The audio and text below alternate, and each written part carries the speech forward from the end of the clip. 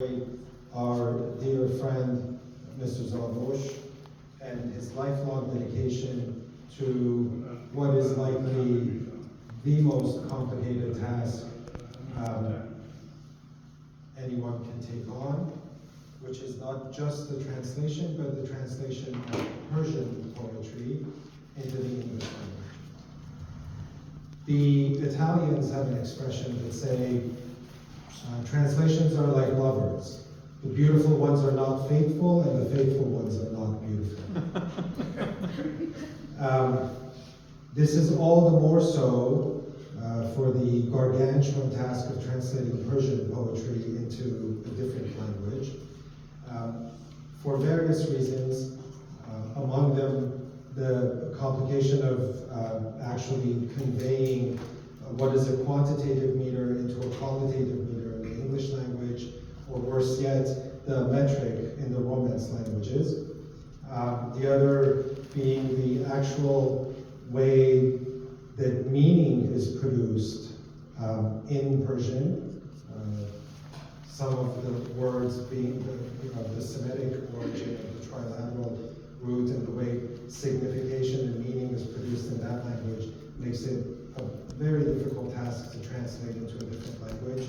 And the other is the way Persian poetry in particular relies on a web of mythology and interreferential texts, that each of which requires a paragraph-long footnote to explain to those who are not familiar with the language of the symbolic net or symbolic network of language that exists in Persian poetry. Over the last 300 years, many have thrown their hats into this impossible ring. The first is probably Sir Thomas Hyde, who attempted to translate Hafiz and Khayyam into Latin in the year 1700. His work was followed by William Jones, who tried his hand at translating Hafiz into English in 1771. Joseph Champion was one of the first translators of the Shahnameh into English in 1790, and Francis Gladwin tried to translate Zadi in 1806. Among the many who have tried their hands at this, we are all probably most familiar with the works of three in particular.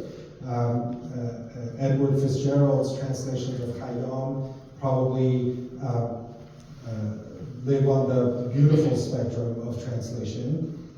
Edward Brown's extensive literary history of Persia, the 4-volume history, with his attempt at translating many classical works of classical Persian poets into English.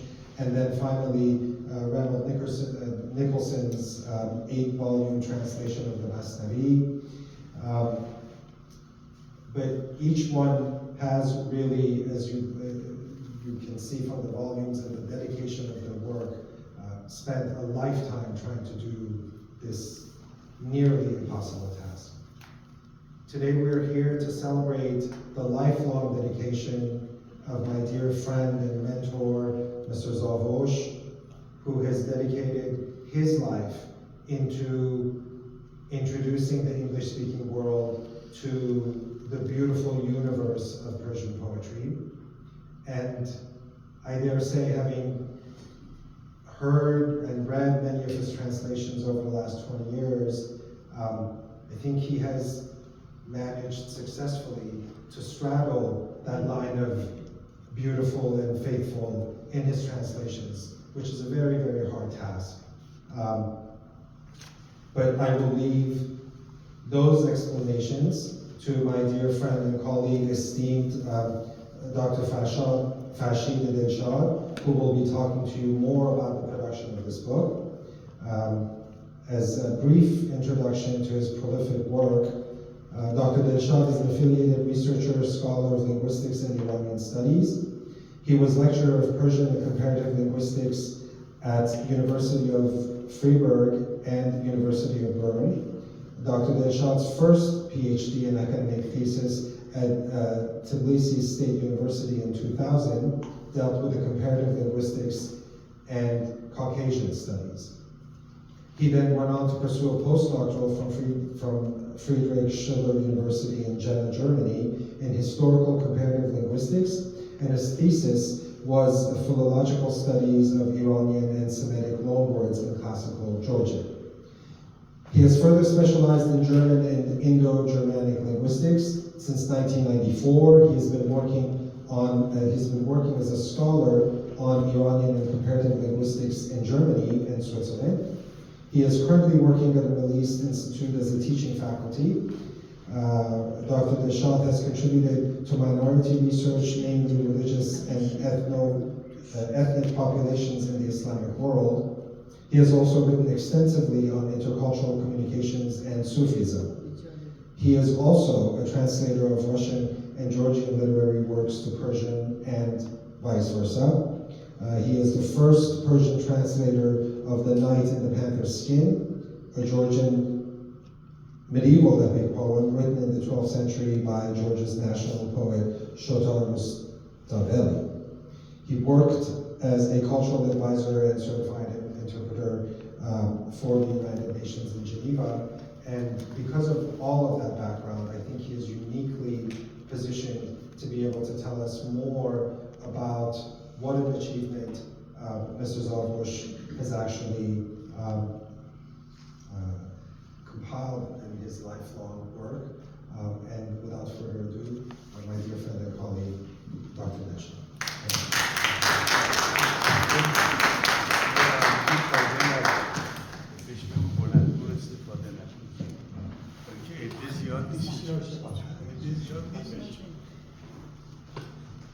Ladies and gentlemen, esteemed guests and fellows of lovers of literature. When I was a child, one of the smoothest memories that I have is the recalling of a poem that most probably those who went to Iran to school, they might know that in our second grade class in Persian literature, we had this speech. من یار مهربانم، دانا و خوشبیانم، دارم سخن فراوان با آنکه بی زبانم. Which it means actually I am a gentle companion, wise and eloquent, with boundless words, though wordless. It is referring to the quality of book and its value. When I was in my adolescence, if somebody asked me, just quote name of the favorite books you have read or the books you'd like to read, I hesitated because there were so many, and it seemed to me too difficult to just choose those that I liked. Regrettably, in our time, it's not the case that we were talking about the generation of Gen Zs or millennials. They are quite a little aloof from reading books, let alone talking about the favorite books that they like. Yet, literature indeed constitutes a wondrous phenomenon. Sandra Glenn, a historical researcher and biblical study researcher, once said, the God hides in good literature. Actually, the whole Abrahamic religions, in fact, they very much focus on words and literature. If you think about the Old Testament, it is the word of God that creates the world. If you look at the New Testament, in Johannes' Bible, in Johannes' Evangelium, Gospel, you see that the word logos, word, is actually the concept that conveys the meaning and the creation of the world. And this is actually the fundamental principle and ideas that are conveyed through the words.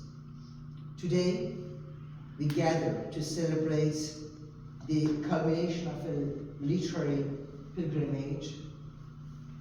And while I was engaged in editing of this work, I once again reminded of the importance of safeguarding and translating the literary legacy of Iranian Persian literature in the Occidental world, particularly here in the United States. The publication of Hamid Zavosh's meticulously translated poetry collection of the classical and Persian literary heritage, in fact, stands as a testament to the enduring potency of narrative and the complex and intricate cultural fabric woven by the Iranian and Farsi-speaking men and women of literature and leisure. In an era where the boundaries appears to increasingly decline, particularly from my point of view as a lover of literature and humanities, witnessing this negligence of value of literature among the younger generation, in fact, emphasizes how much is important the role of literary translation as a token for the younger generation. As this literature actually is that bridge that, in fact, fills this gap and amplifies these voices beyond linguistic boundaries. Many of you most probably are familiar with this very beautiful aphorism from Ludwig Wittgenstein, who says in German, "Die Grenzen meiner Sprache sind die Grenzen meiner Welt," which means the limits of my language are the limits of my world. Now, yet literature, in fact, tries to fill this gap, and translation, in particular, transcends these confines, these restrictions, and weaving connection across cultures, languages, and people. And in fact, it is exactly what encapsulates Mr. Zavosh's work. It creates this gap, it creates this bridge between the gaps of the generations and those who understand the language in its original form, in Persian, and those who are not able to connect with that. So they have this beautiful token to see the beauty of the Persian language in magnificent translation. So, however, beyond these technical difficulties of translation lies a very profound resonance. This is a kind of explanation and exploration of human condition, a celebration of diversity, and the preservation of the collective memory of all of us. Each strophe, each stanza, each distich of this work, in fact, and finally as a poem, serves as a thesaurus, as a repository of wisdom, emotion, identity, encapsulating the essence of a people and their historical journey. For individuals of Iranian heritage, the act of migration showcases a myriad of experiences, triumphs, adversities, hardship, and aspirations.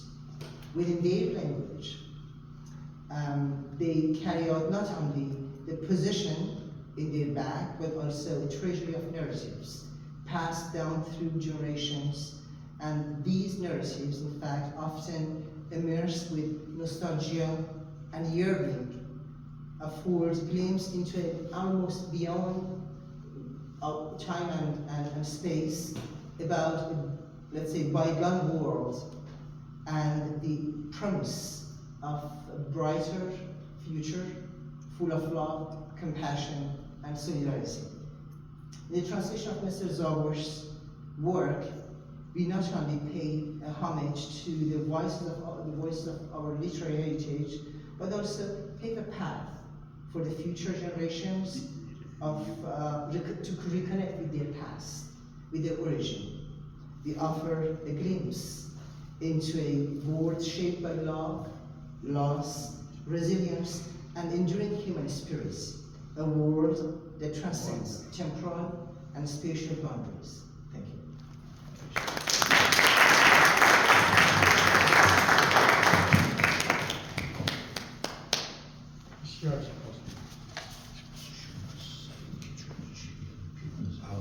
The next part of today's program is going to be a treat for all of us. We are going to be joined by my dear friend Hamid.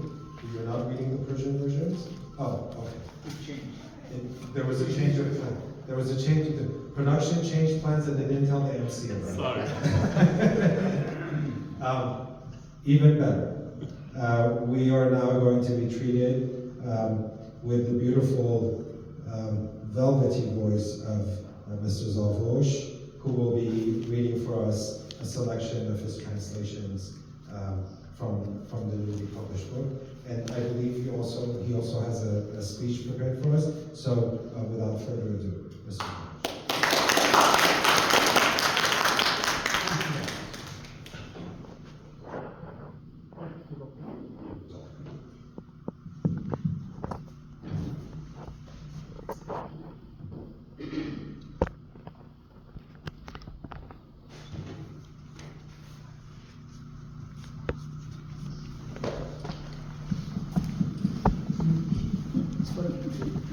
It's good.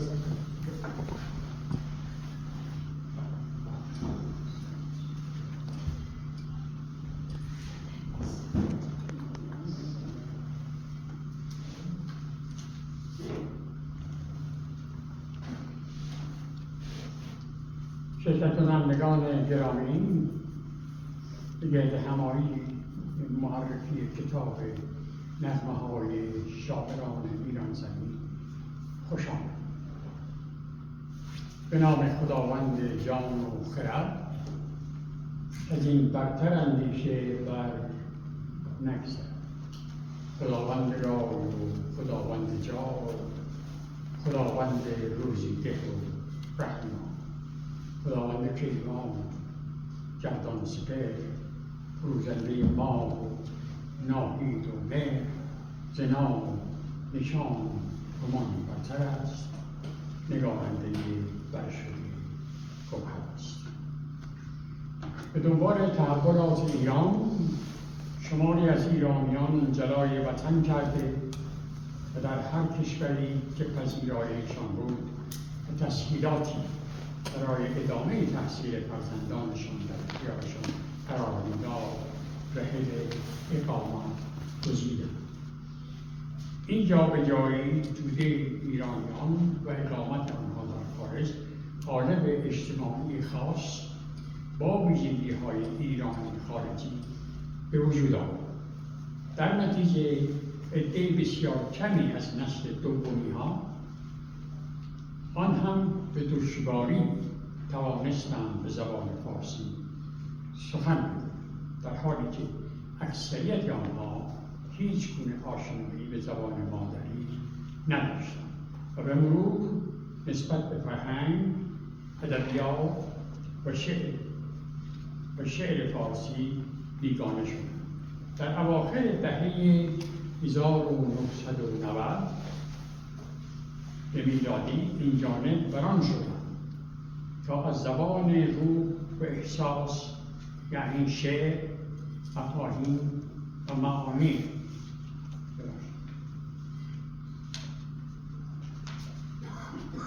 زیبایی های زبان فارسی و اشعار فارسی استفاده نموده و آنها را در قالب شعر انگلیسی، البته من شاعر نیستم و خب کوششی کردم. زبانی که زبانهای ایرانی در اینجا آمریکا با آن آشنایی دارند، تا بدین وسیله شاید امکان آشنایی آنها را با فرهنگ ایرانی ایجاد و آتش شوق آنان را به زبان مادریشان امکان پذیر در دل دوست به هر حیله رهی باید کرد. در سالهای میانی دهه 1990 اشعار مولانا جلال‌الدین محمد فتحی در مغرب زمین معروف به رومی به وسیله 2 تن از شعرای نامآور آمریکا ترجمه و معرفی شد. اینان با آنکه به زبان فارسی آشنایی نداشتند، با استفاده از ترجمه‌های قبلی اشعار مولانا، فکر می‌کنم با راجع به نیکلسون استاد نیکلسن مال کیمبریج بوده، آن را به شعر نو انگلیسی درآورد که موجب ایجاد شور و هیجان در بین دانش‌پژوهان و ادب‌دوستان آمریکایی حتی جامعه رواندرمانان نیز از اشعار مولانا جهت درمان نارسایی‌های و افسردگی‌های روانی استفاده می‌نمود. به همین دلیل این جانب بران شد که از شهرت مولانا که به جامعه ایرانی خارج از کشور سرایت کرده بود استفاده نمودید و گزیده‌ای از غزلیات را همراه با تعدادی از اشعار سایر بزرگان ادب ایران از قبیل سعدی، حافظ و من خیام به زبان انگلیسی برآورد. ببخشید.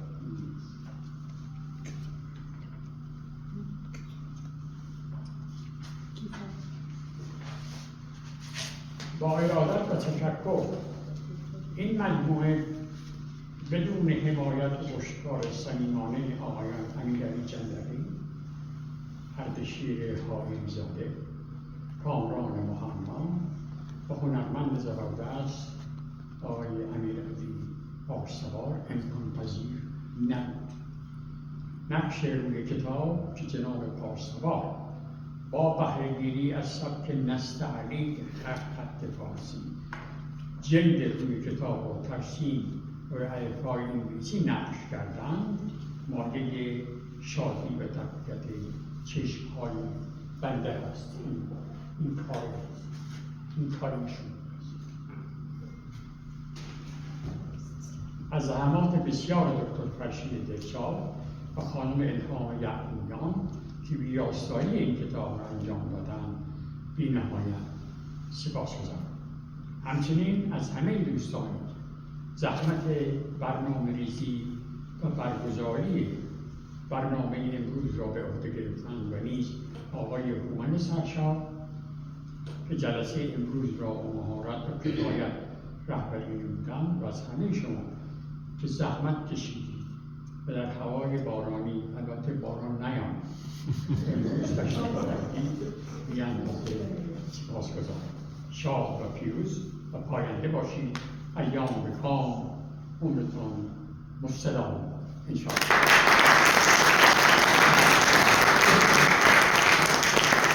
من می‌بینم که اینجا غیر فارسی زبان هست یا نیست، ولی اگر میل دارید من زبان انگلیسی هم Please. Marketing.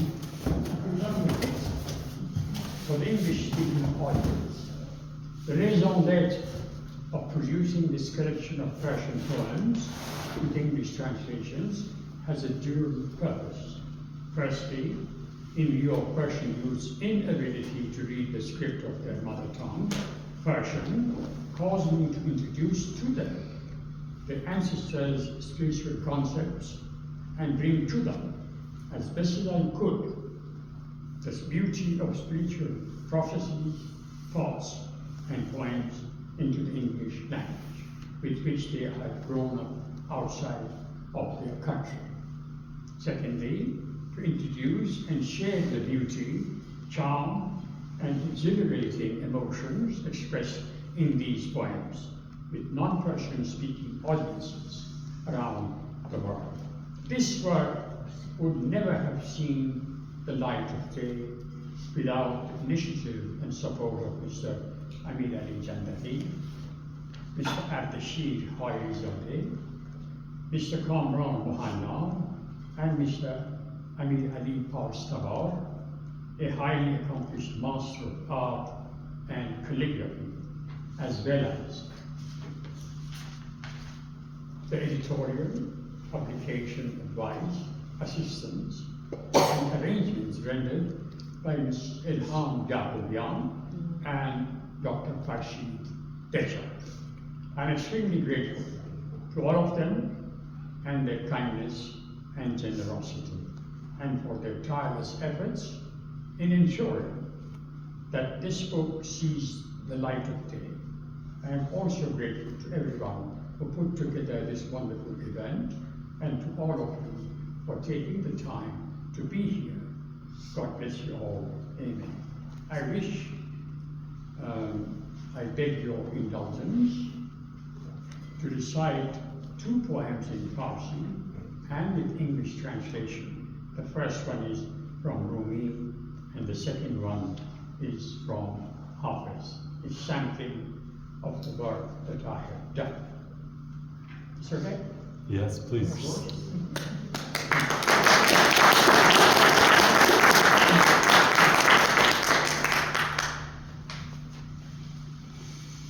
ای خدا این وصل را هجران مکن، سرخوشان عشق را نالان مکن، باغ جان را تازه و سرسبز دار، قصد این بستان و این مستان مکن.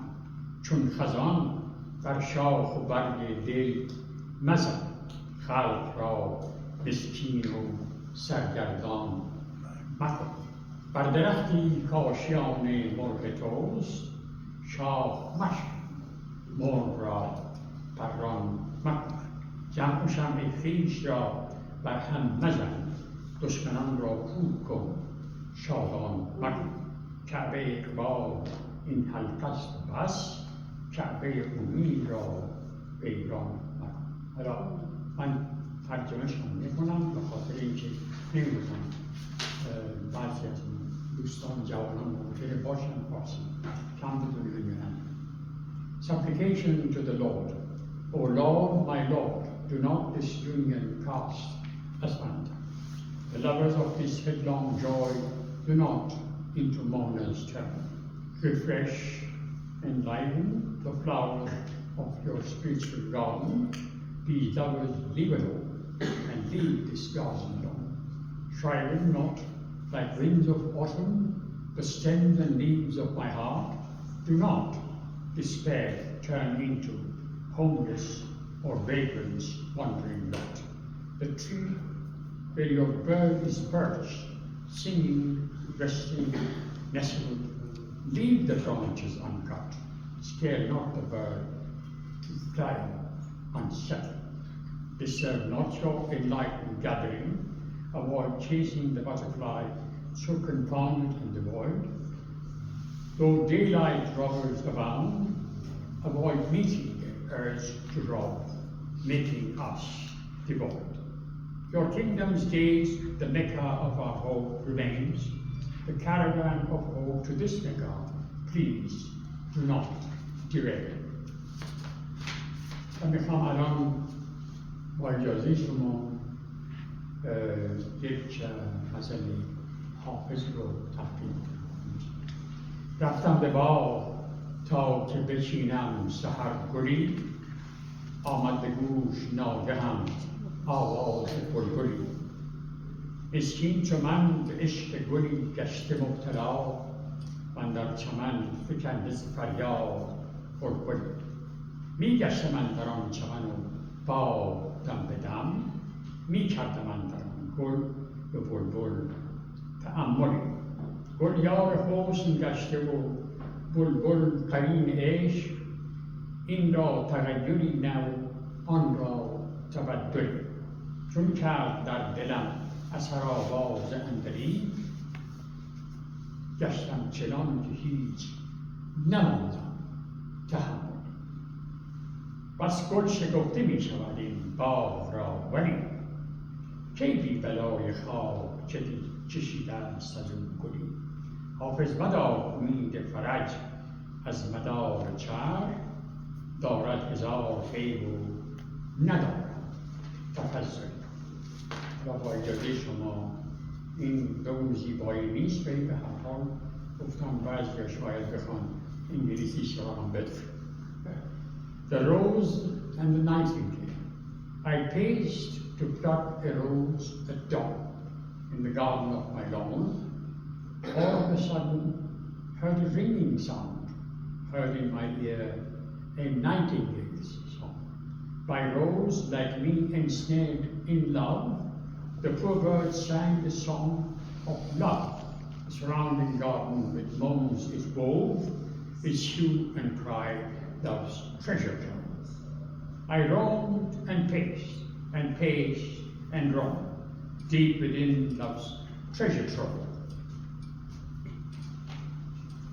On rose and night's life I dwelt, meditating deeply on love's beautiful shore. The rose, a friend of beauty, no doubt, the gale infused in love and avowed, devoid of love, the rose to beauty clings, for beauty's sake, the bird only sings. The songbird's wistful singing, so deeply my heart affecting, could bear no more the singing, could bear no more the whining. Countless roses shall bloom anon, and yet in life's blooming garden, has any soul without appointing harm plucked a rose from such a garden? Beware, O harvest, desist seeking gain from this turning wheel of life, wherein lies 1,000 tongue, so void of praise and so barren.